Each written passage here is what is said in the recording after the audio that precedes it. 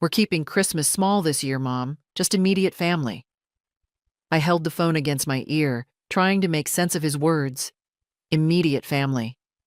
And yet I was hearing this, alone, in my kitchen, with a cooling cup of Earl Grey beside me. Oh, I said softly. Of course, Joel. I understand. Thanks for being so cool about it, he said, relieved. You know, this year's just been a lot. We need something low-key. I nodded, even though he couldn't see me. Sure. Take care. He hung up. That was it. The quiet that followed felt unnatural. Not the comfortable kind, but the kind that presses against your chest, that echoes in the places where once there was laughter. I looked at the other mug on the table. George's mug. My husband's. It's been 17 years since he passed, but I still set his place sometimes, especially in December. Especially during moments like this. I've always been a Christmas woman. I was the one who baked the cookies, hung the lights, chose the tree. I sewed little red stockings for each family member and hand-wrote cards even when my fingers ached. It wasn't out of obligation. It was love. Love that I thought mattered. I had already bought the gifts this year, in November, during the early sales. I had found a professional sketch set for Amy, a science kit for Zach, a sleek leather briefcase for Joel, and a handmade aroma lamp for Linda, the kind she once admired in a magazine I saw on her coffee table, each one picked with care. Wrapped with gold ribbons and tucked in boxes, labeled, ready. And now they were staying home. Without me. I walked to the living room, the one they helped me paint last year. Joel mostly supervising, Linda mostly scrolling. I'd thought it was a shared project. Now it felt more like charity, in hindsight. The tree stood in the corner, lights off. I hadn't decorated yet. I'd been waiting for the kids to visit, to let Amy place the angel on top like she always did. I sat in my recliner, pulled the wool blanket over my lap and looked out the window. A neighbor was putting up light-up reindeer and a plastic Santa that wobbled in the wind. Children ran across the street with red cheeks and candy canes. Everyone was preparing for something, except me. I thought I might cry, but no. There were no tears. Not tonight. Just that odd, pressing silence again, and a flicker of something I hadn't felt in years. Not sadness, not quite anger, something colder, and much, much clearer. The next morning, I woke up early, as always. Old habits are hard to break, and I've had a lifetime of early risings. For school lunches, Sunday roasts, surprise visits, and Christmas mornings that began before sunrise. But this morning, I stayed in bed longer than usual. There was no urgency, no noise in the hallway, no little feet running in slippers, no reason to get up and preheat the oven. Still, my hands moved on their own, brushing the blanket aside, finding the slippers, walking the familiar path to the kitchen. As if Christmas were still coming, just a little late. I made tea and sat at the window. My front yard looked just like always. A crooked snowman built by neighborhood kids, icicles forming over the gutters, footprints scattered like confetti. But inside me, something felt unfamiliar. I'd hosted Christmas every year since 1973. Through sickness, tight budgets, snowstorms, and one year when the turkey caught fire. Didn't matter. Everyone still came. Even if they were late, even if they forgot to bring dessert, even if they didn't help clean up, they came. And now I wasn't even asked. I thought about how it used to be. Joel would arrive first, always early, always checking if the parking was clear. Linda came later, arms full of gifts that looked like they came from catalogs, always wrapped in gold and navy, not a speck of red in sight. Amy and Zach would come running in, eyes wide, asking if the stockings were up.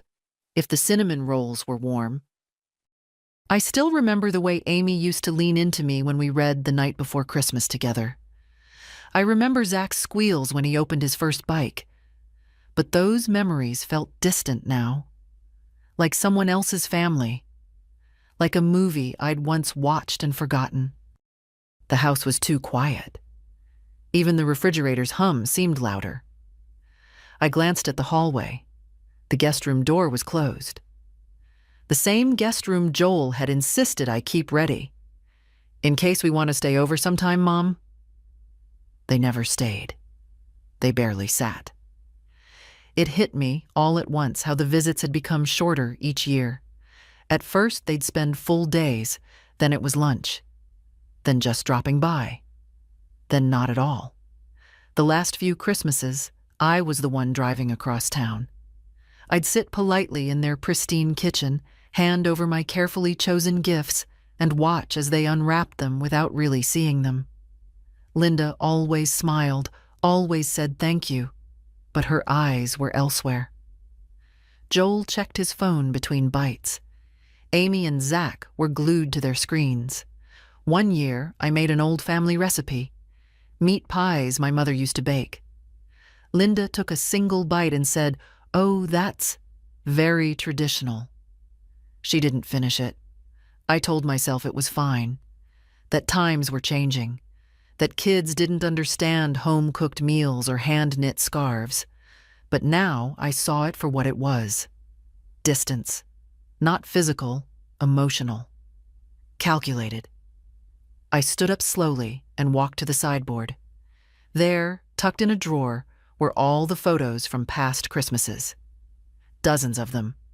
Joel in a paper crown, Amy opening gifts in her pajamas, George carving turkey with his crooked smile.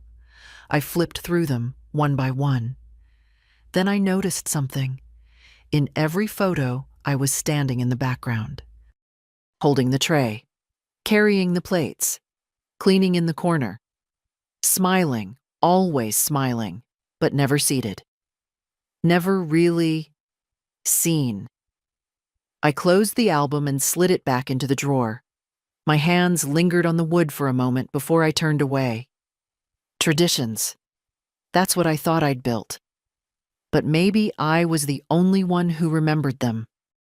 The guest room in Joel and Linda's house was painted a soft gray with white curtains and a framed quote over the bed. "Family is everything." I remember standing in that room the first time Linda showed it to me. She'd flung the door open proudly and said, "And here's your little corner, Evelyn, for sleepovers or long visits. We wanted you to feel welcome." I smiled then, genuinely touched. I even brought over a pair of house slippers and an extra toothbrush the next week. I folded my nightgown into the dresser drawer, just in case. That was 2 years ago. I've never slept there. Never even sat on the bed. I noticed after a while that whenever I visited, the room was always full of something else. Holiday decorations, unopened boxes, Joel's golf clubs. One time, it was their new exercise bike. "Just temporary," Linda had said, brushing it off with a smile. It didn't feel temporary. I stopped bringing my overnight bag. They live in a house I helped them buy. $50,000 toward the down payment, taken from my retirement fund after George passed. Joel had said it was an investment in togetherness. I wanted to believe him. I signed the check without hesitation. I didn't even ask for repayment. They promised I'd always have a place there. And yet, this Christmas, I wasn't invited. I sat at my kitchen table, looking at the Christmas card I'd received from them last week. It had a photo of the 4 of them in matching pajamas in front of a fireplace. Not mine. Linda's calligraphy said, "Wishing you a warm and joyful holiday season." No invitation. No mention of dinner. Just warm wishes from afar. I flipped it over. Blank on the back. I thought about the first house Joel and Linda bought. It was smaller, older, closer to my neighborhood. Back then, Linda would ask for my help. Choosing curtains, organizing the pantry, minding the kids. She seemed to appreciate me. But over time, things shifted. Linda's smiles became tighter, her compliments more polite, her requests fewer. I once overheard her on the phone saying, "My mother-in-law means well. She just doesn't really fit in with our circle." That was 2 Christmases ago. She hadn't meant for me to hear it. But I did. I never mentioned it. Now I wish I had. They talk about inclusion, about family values. They buy books on mindfulness and donate to holiday charities. But they can't make room at their own table for the woman who kept their lights on more than once. I'm not naive. I know Linda has always found me quaint, too simple, too baking soda for cleaning and not enough essential oils. I don't belong in their curated version of life. Still, it hurts. I stood, walked down the hall, and opened my own guest room door. It's nothing special. Just a twin bed with a crocheted blanket and a tiny lamp George wired himself. But I've hosted so many people there over the years. Friends, neighbors, even Joel once when he fought with Linda and needed space for the night. It smells like lavender and old wood and something warm I can't quite name. I sat on the edge of the bed and folded my hands. They built a room for me that they never intended me to use. But here, in my own home, every room has memory. Real ones. Messy ones. Full of noise and food and accidental love. And maybe that's the difference. Maybe they built a house, but I built a home. I told myself I wasn't going to do it this year. No shopping, no wrapping, no digging through flyers for the best deals. Not after that call. But old habits don't die quietly. So there I was, standing in the middle of the department store, coat unbuttoned, scarf unraveling, list in hand. The same store I visited every December for nearly 50 years. The same soft carols playing overhead. The same garlands twisted around every checkout lane. And me, still here, still playing the part. Amy liked sketching, so I found the upgraded marker set she'd mentioned back in July. Dual tips, hundreds of colors, a case that zipped all the way around like a suitcase. Zach had started reading graphic novels, so I picked up the latest in that series with the strange talking cat. I didn't understand it, but I knew he'd light up. I even found a little jar of imported bath salts for Linda. Rose and sandalwood. Expensive. Delicate. Pointless. For Joel, I hesitated. What do you give a man who doesn't have time to call you? I wandered the men's section, fingers brushing over wool scarves, leather gloves, cufflinks behind glass. I settled on a pair of wireless earbuds. Top of the line. Something sleek and practical. Something modern. Something that said, "I'm trying to stay in your world." I carried the items to the register. The young girl behind the counter smiled and said, "Got a big Christmas planned?" I blinked. For a moment, I wasn't sure how to answer. "No," I said, finally. "Just keeping it small." She nodded, not noticing the pause. "Everyone's scaling back this year. Family's enough, right?" I didn't reply. On the way home, the weight of the bags felt heavier than usual. I used to feel proud walking back with my arms full. Proof of love, preparation, care. Now they just felt like burdens. Proof of something I wasn't ready to name. At home, I set the bags on the dining table and sat down beside them. One by one, I unwrapped the items from their glossy store bags. I folded them into tissue paper, tucked them into boxes. I tied each one with ribbon. I even wrote their names on the tags, like I always did. Joel, Linda, Amy, Zach. It felt automatic, familiar, painfully so. I stared at the stack when I finished. 4 boxes. 4 ghosts. Because that's what they were. Not gifts, but echoes.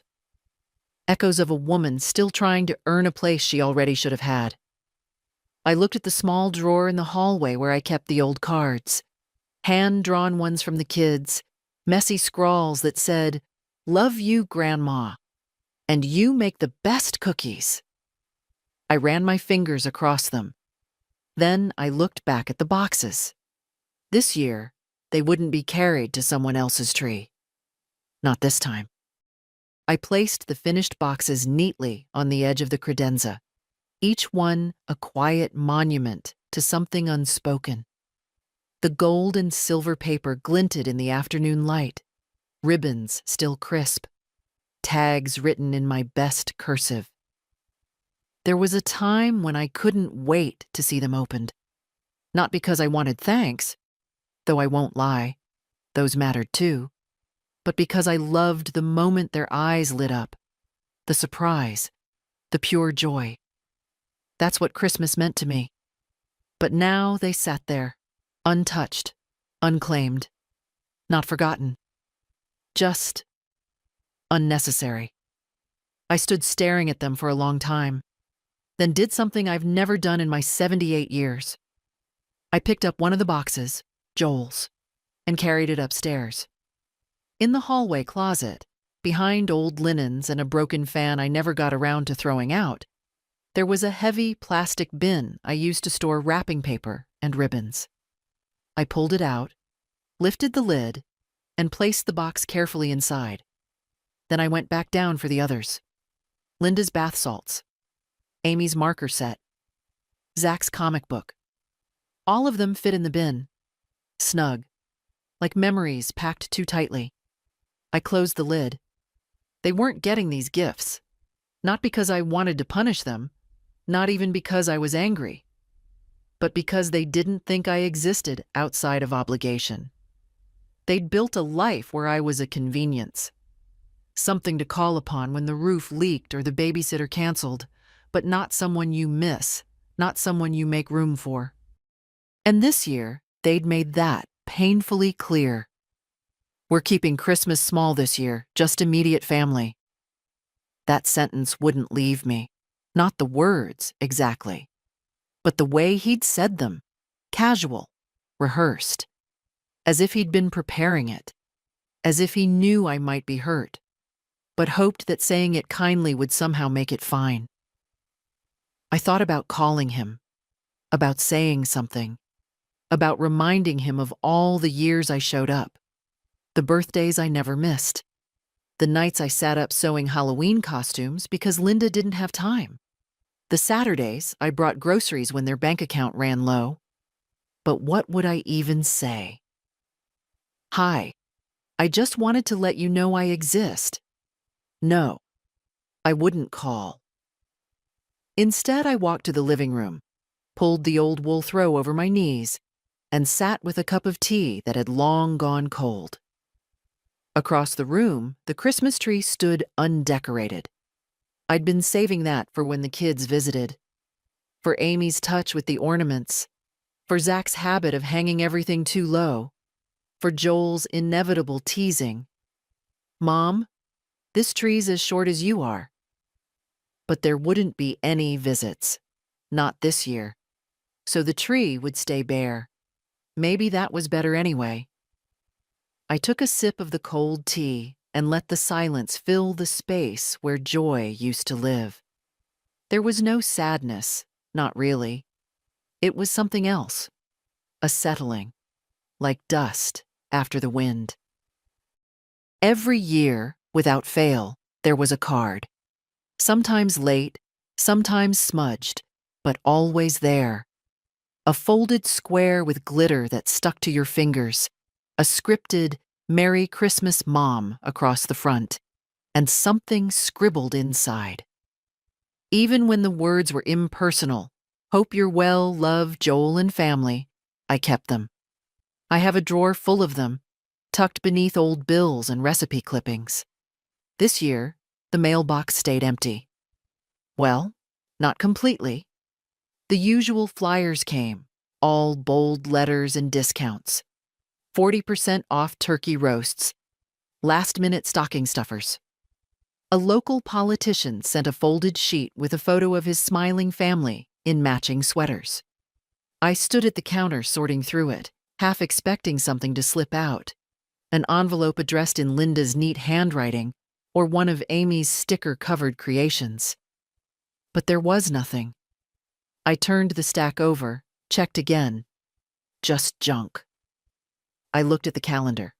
December 22nd. Too late for postal delays.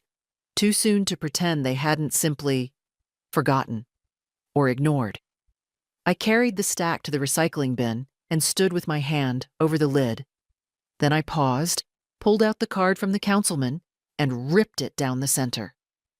It wasn't his fault, of course, but something in me needed the sound, that soft tearing of paper that felt like acknowledgement, like proof that something, somewhere, had snapped. The worst part wasn't the silence. I've lived with silence. I sleep in it. I wake up to it. No, the worst part was the clarity. They hadn't forgotten the card. They had decided it wasn't needed. I made a sandwich I didn't want and sat down at the kitchen table. The tree still stood undecorated in the corner of the living room. The smell of pine barely clung to the air anymore. I took a bite of the sandwich and stared at the wall. A faded painting of a barn in winter hung there. George had found it at a garage sale 30 years ago. He used to say it reminded him of his grandfather's land, though he'd never actually been there. "I just know," he said once, "that it felt like this." That's what memory does.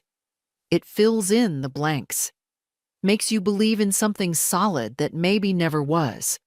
I'd been filling in blanks for years, giving Joel the benefit of the doubt, telling myself Linda meant well, believing the kids were just shy, just busy, just teenagers. But a forgotten card says more than 1,000 explanations. It says, "You weren't even a thought." I looked out the window. The neighbor's inflatable Santa had collapsed sideways during the night. It lay slumped against the snow, face pressed into the lawn. I thought, absurdly, same. I set my sandwich down, half eaten, and got up. In the hall closet, I pulled out the old photo box, not the albums. Those were curated. This one was different. It held the unchosen moments, stray snapshots, blurry images, pictures that never made it to frames. I sifted through them, fingers grazing corners, pausing when I reached one from 1996. Joel holding baby Amy in a ridiculous red onesie, both of them laughing at something off camera. I had taken that photo. I remember it clearly. They'd been staying with me for a week that Christmas, Joel between jobs, money tight. I cooked every day, watched Amy so they could rest. We wrapped secondhand toys together and made them feel like treasures. No one remembers that now. I set the photo aside. Then another. Joel at 16, standing beside the first car I helped him buy. I co-signed the loan when George said we couldn't afford it. I made the payments when Joel forgot. That car was wrecked within the year. Then the wedding photo. I paid for the cake. Then the hospital photo. I stayed with Amy for 3 nights when Linda had Zach. Slept on a plastic chair. Brought her warm socks. I sat there for a long time, holding those pieces. I didn't need a card to remind me who I had been. But maybe they did. The house always smelled like cinnamon by the 23rd. It was tradition. Sugar cookies, snickerdoodles, peanut butter with the Hershey's Kiss pressed right in the middle. Amy used to help roll the dough when she was little, her fingers too small to hold the cutter straight. Zach would sneak raw batter when he thought I wasn't looking. Joel pretended to scold them, but always stole the most once they were baked. Even last year, though they only stayed for coffee, I had the tins ready, labeled, packed. One for each of them. Linda always said, "Oh, Evelyn, you shouldn't have," but she took them all the same. This year, I told myself I wouldn't bother. But my hands reached for the mixing bowls anyway. I worked in silence, sleeves rolled up, radio off. My hands knew the rhythm, even if my heart didn't. Butter creamed with sugar. Eggs cracked neatly into the bowl. The sound of the mixer was comforting. Mechanical, predictable, unlike people. The first batch went into the oven. I didn't hum. I didn't smile. I just watched the timer tick down, like it owed me something. When the scent started to rise, I paused. It smelled like memory, not joy. When the cookies cooled, I lined them up on the counter. Rows and rows of sweetness. A parade of effort, waiting for mouths that wouldn't arrive. I didn't have the heart to frost them.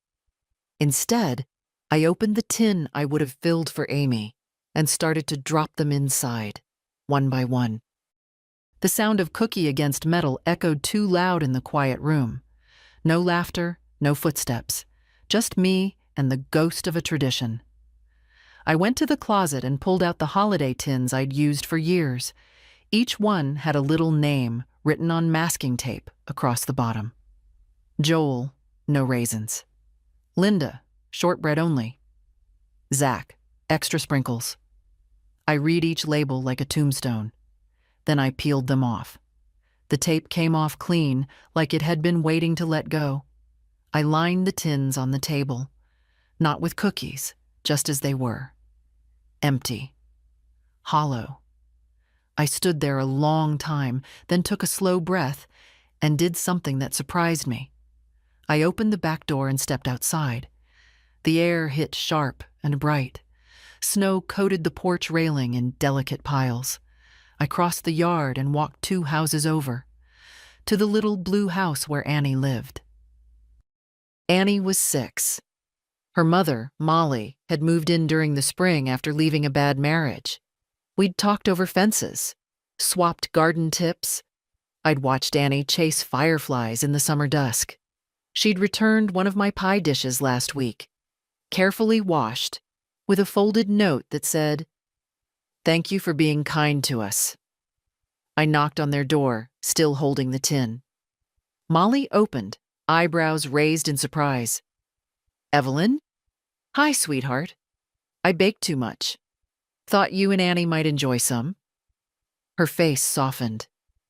"That's very sweet of you. Annie's just in the back, watching those old claymation specials." I smiled, and something warm cracked through the cold shell around my chest. "I used to make these for my grandkids," I said simply. Molly hesitated, then stepped aside. "Come in, if you want." I didn't expect that, but I stepped inside. The house smelled like vanilla candles and popcorn. Cozy. Lived in. A little cluttered. Annie looked up from the couch and waved. "Hi, Miss Evelyn." "Hi, sweetheart."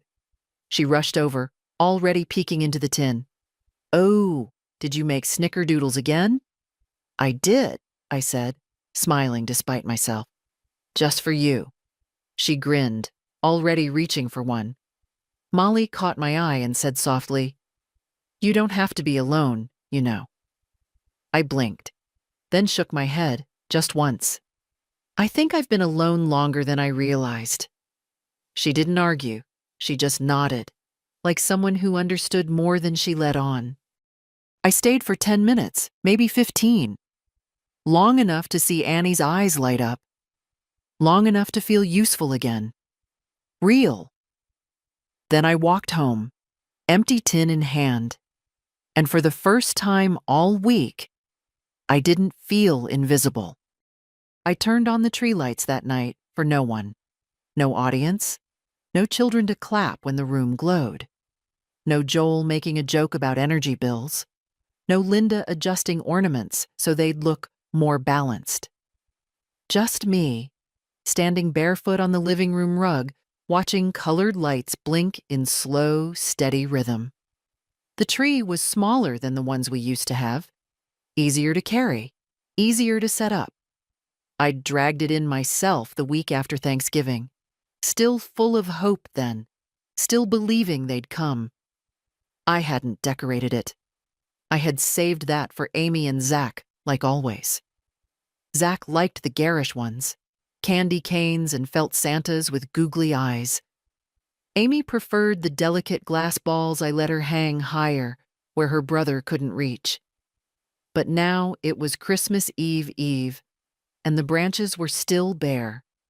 The only thing on the tree was light. And I think that's what made it beautiful. It didn't pretend to be full. I sat on the sofa across from it and stared, the glow softening the sharp edges of the room. I could see the reflection of the lights in the window. 2 trees now, one inside, one ghosting the glass.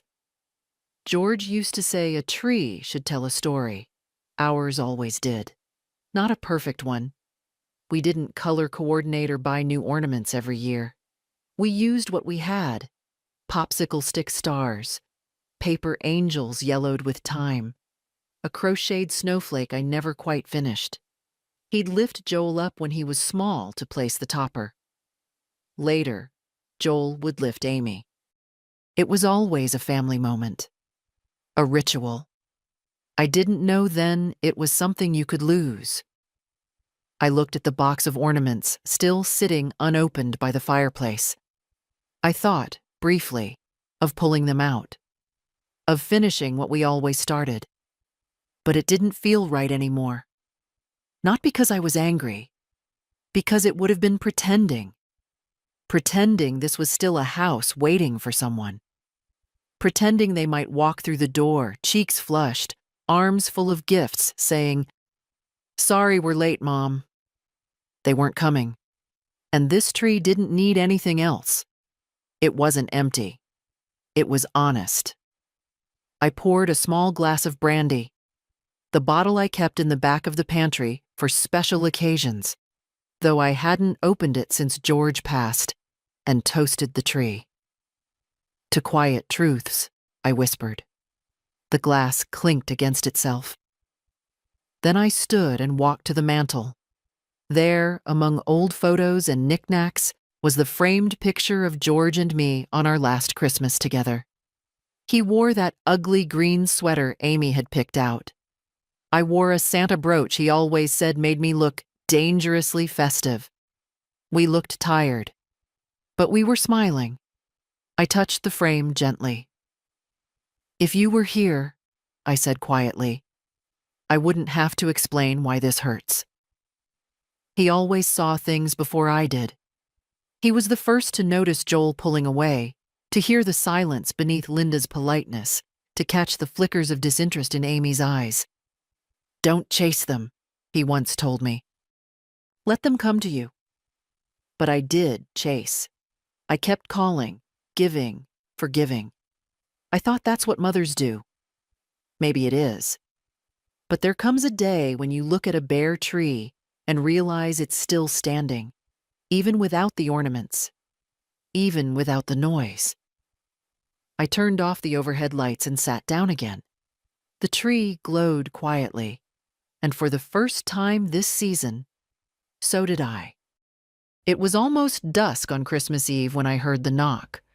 Not loud, hesitant, like whoever it was hadn't made up their mind about being there. I wasn't expecting anyone. Certainly not family. I paused in the hallway, uncertain.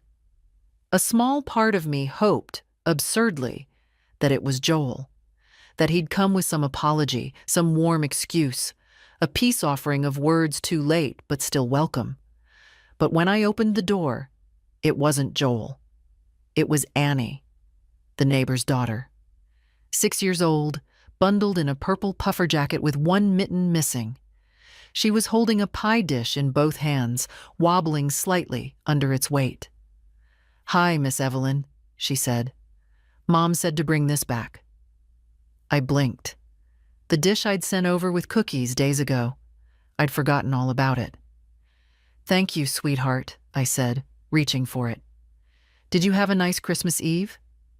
She nodded. "We made lasagna and watched a movie where a dog saves Santa. I liked it.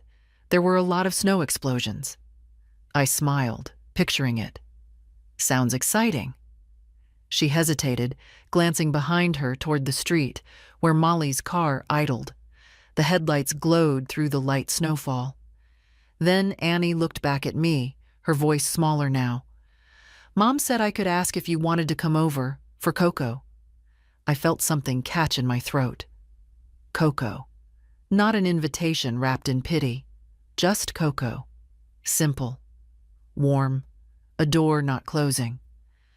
I looked past her to Molly, who lifted a hand in a gentle wave, her expression open but not pushing. Just an offer. Just grace. I think I'll stay in tonight, I said softly, touching Annie's arm. But thank you, love. That means a lot. Annie nodded solemnly. Okay, Mom says you're the best baker on the street. I chuckled. She hasn't tried my lemon squares yet. Maybe next time? She asked, already stepping backward. Maybe next time. I watched her skip down the walkway, the empty pie dish still warm in my hands. When I stepped back inside, the quiet greeted me again, but it felt different this time. Less like loneliness, more like a pause, a deep breath. I carried the dish into the kitchen and set it on the counter. Then, without really planning to, I opened the pantry and pulled down the good cocoa. The kind I saved for guests who didn't come. I poured milk into a pan and let it warm.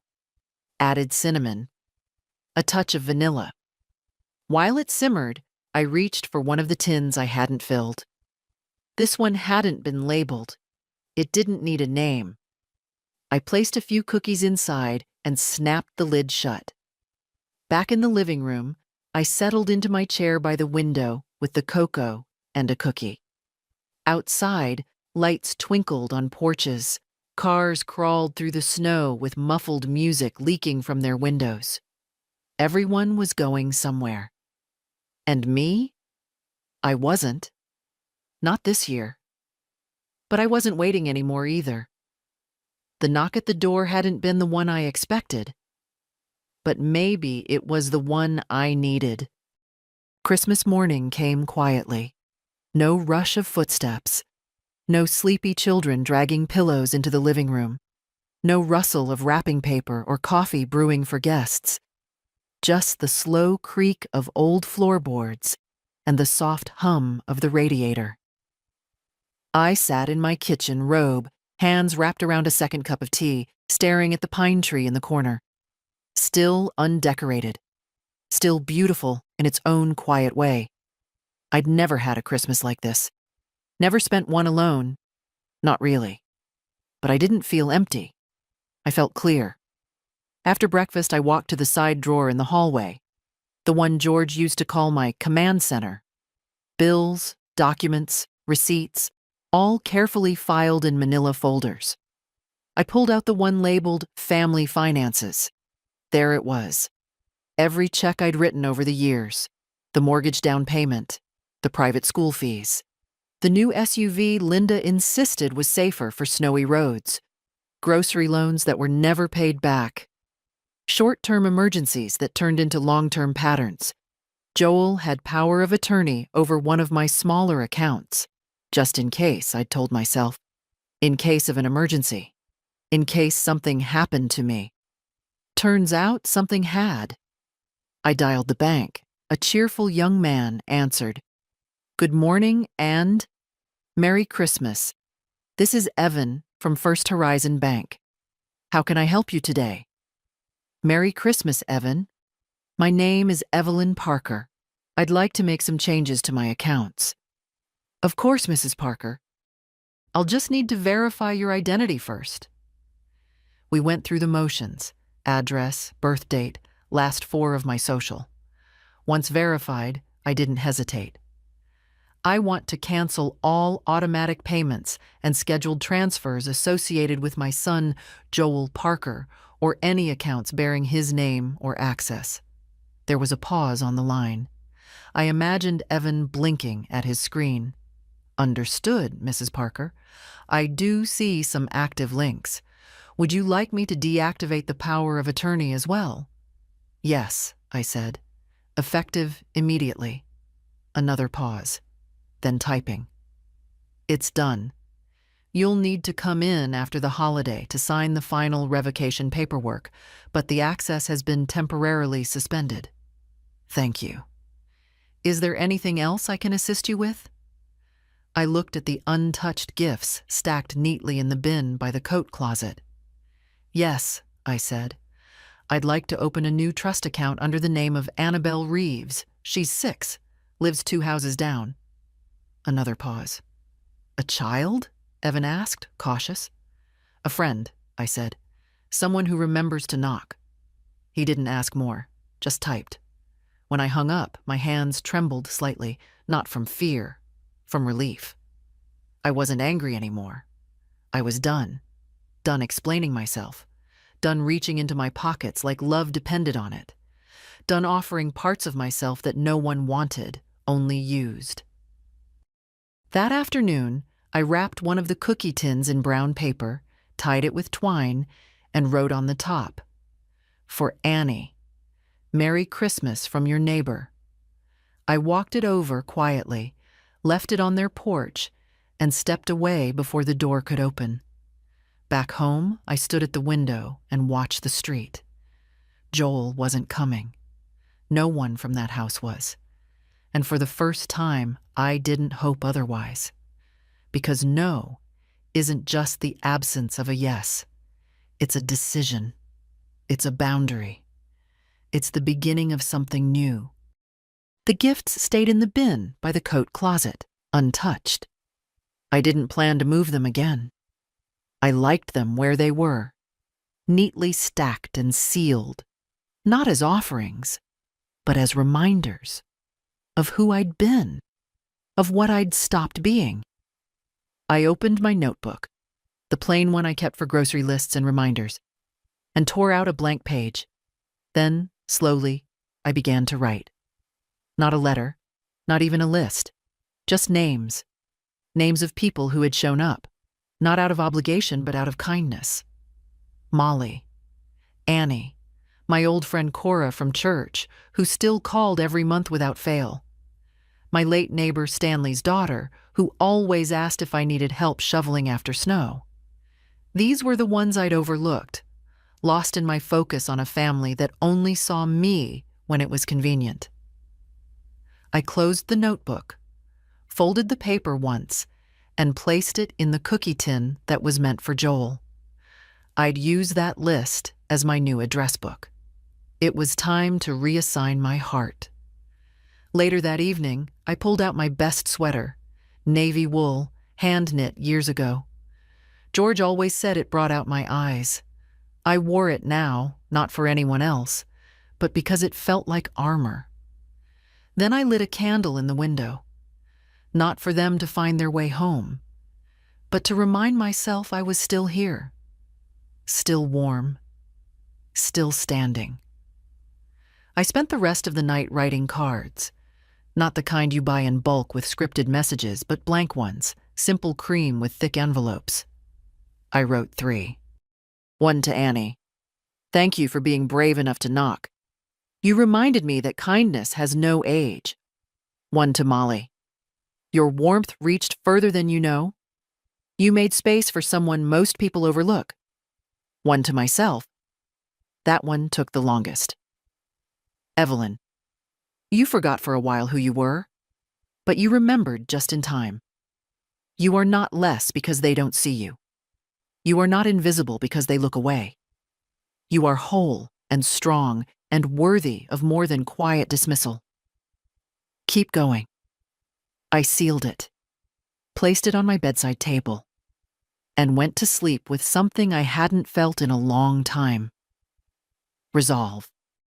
I woke up on December 26th to a quiet morning and a blue sky. The snow had crusted overnight, thin ice sparkling across every surface. It looked like the kind of morning that begged for purpose, not routine, not waiting, something real. I didn't reach for my phone. I didn't check for messages. Instead, I reached for the list I'd made, the names, The people who'd shown up in small, quiet ways, who'd seen me not as a task or a seasonal duty, but as a person. It was time to return the kindness. I filled 3 tins with the remaining cookies, popped ribbons on top. No names this time, just small notes that read, "Thank you for being good." Then I did something even bolder. I took the rest of the wrapped gifts, the ones with Joel's name, with Linda's, with Amy's and Zach's, and I peeled off each tag. Slowly, deliberately. They came off easily, like they'd never belonged. I rewrapped only one, the sketch set for Amy, because that could still bring joy to someone else. That afternoon, I drove across town to the shelter I sometimes donated to. I'd never been inside, only dropped off items in bins, left checks, stayed in the background. But today, I parked and walked in. The warmth of the place hit me instantly. Smells of soup, of laundry detergent, of too many coats and not enough space. It felt human. The woman at the desk looked up. "Can I help you?" I nodded. "I brought some things. Gifts, if that's all right." She stood. "It's more than all right. Come in." I followed her into a narrow room where children played with worn toys and a man strummed a guitar softly in the corner. People looked up. Some smiled. Some didn't. I placed the gifts on a side table. One girl, maybe 9 or 10, hovered near, eyes wide. I handed her the tin with the smiley face sticker. She clutched it like it might disappear. "Thank you," she said. Quiet, but clear. And that was enough. I didn't stay long, just enough to look around and understand something I should have known years ago. Family doesn't always live in your house. Sometimes it lives in the way someone holds a cookie like treasure, in a stranger's open door, in the knock of a child carrying back a pie dish. I drove home lighter. Not because I'd given away so much, but because I'd finally stopped giving to people who didn't care that I did. That night, I stood by my window, watching the wind lift snow off the trees like glitter. My tree still glowed quietly, bare as ever. But it didn't feel lacking. It felt honest. The phone stayed silent. But the silence no longer felt like punishment. It felt like peace. Joel was the first to notice. It happened on the morning of the 27th, when he logged into the family account to check the automatic payments. He always waited until after the holidays. Smarter to let the gifts go through, the utilities post, the mortgage debit quietly roll out. Except this time, nothing had rolled. No transfers, no deposits, no scheduled payments, just silence. At first he thought it was a glitch, maybe a delay from the holidays, maybe a technical issue. But then he tried to access the secondary account, the one I had linked to help him manage cash flow during tight months, and found the access denied. His name had been removed. The authority revoked. He called the bank, his voice clipped, impatient. The clerk confirmed it. The account holder had made official changes. Access restrictions were now in place. A revocation form was pending signature. "Who?" Joel asked, though he already knew. "Mrs. Evelyn Parker," the voice on the other end said. His mouth went dry. At first it didn't feel real. He sat in the home office, blinking at the screen, half expecting it to refresh with different information. Then he picked up his phone and called me. I didn't answer, so he texted. "Joel, hey Mom, I think there's been some sort of banking error. Can you call me when you get a chance?" An hour passed. Then another. No reply. He started pacing the kitchen. Linda stood by the sink, pouring herself coffee, watching him without saying anything.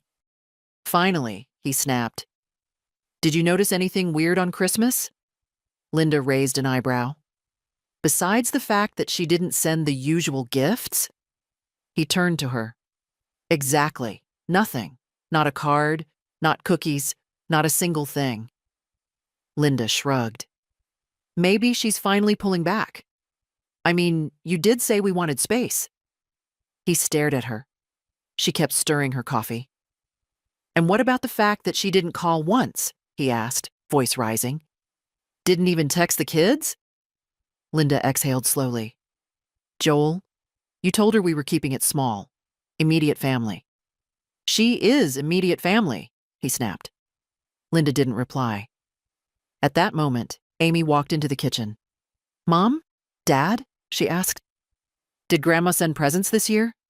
They both looked at her. No, Joel said. Not this time. Amy hesitated. I thought she always did. Linda gave her daughter a tight smile. People change, sweetheart. Maybe she's tired. Zach appeared in the doorway. But she sent cookies last year. Did she get sick or something? Joel opened his mouth to answer, but nothing came. Because the truth was, he didn't know. He hadn't called on Christmas, hadn't even checked in. And now, for the first time, something dawned on him. She hadn't forgotten them. She had chosen not to be there.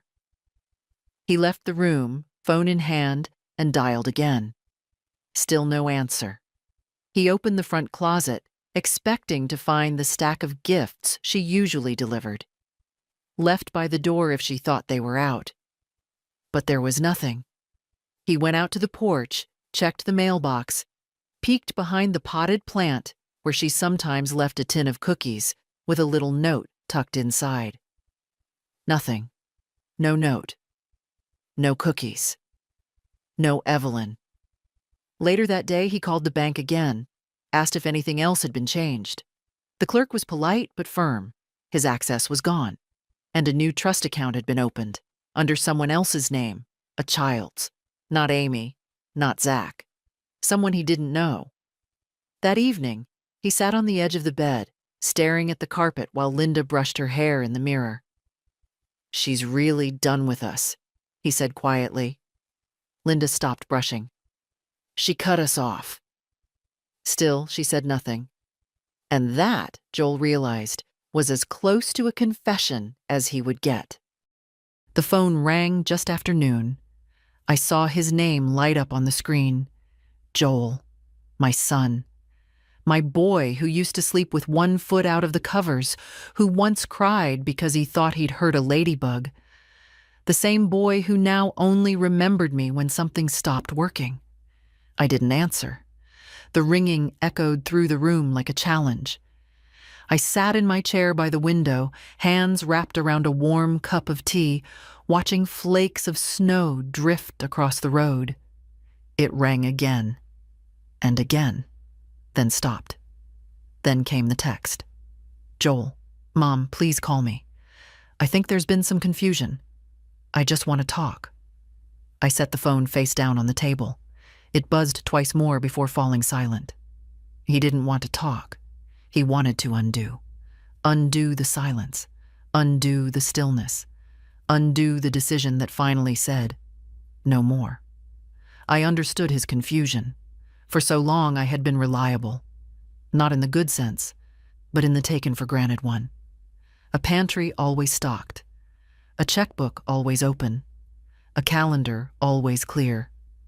But now I'd changed the terms, and people don't like it when furniture starts speaking. He called again in the evening. This time, he left a voicemail. His voice was tight, measured, too polite. The tone people use when they're trying not to sound guilty. Hi, Mom. Just wanted to hear your voice. The kids were wondering why they didn't hear from you on Christmas. I told them you probably got busy, or maybe your phone was off. Anyway, give me a call when you get a minute. We missed you. He hung up without saying, love you. I didn't miss that part. I sat in the dim light of the living room, staring at the glowing tree, now slightly wilting but still holding itself with quiet dignity. The unopened gifts were still packed in the bin. I could have called him back, told him everything, that I felt erased. that his just immediate family cut like glass, that I baked cookies with my hands shaking, wondering who I was to them anymore. But I didn't owe him that. He knew.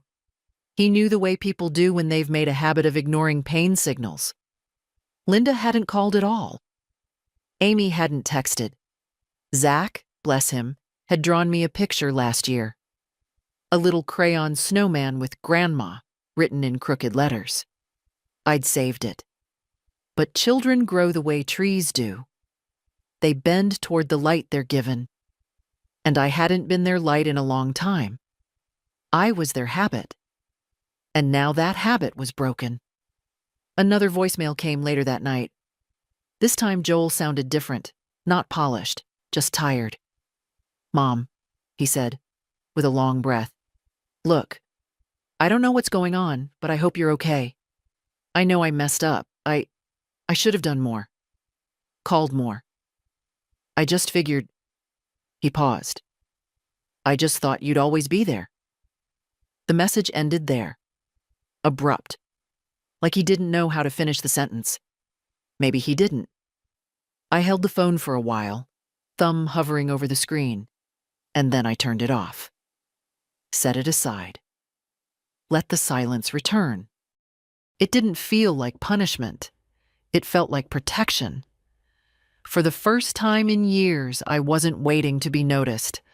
I was noticing myself. New Year's Eve came in quietly. No parties, no toasts, no countdowns. Just the ticking of the kitchen clock and the soft exhale of wind pressing against the window panes. The kind of night that asked for nothing but honesty.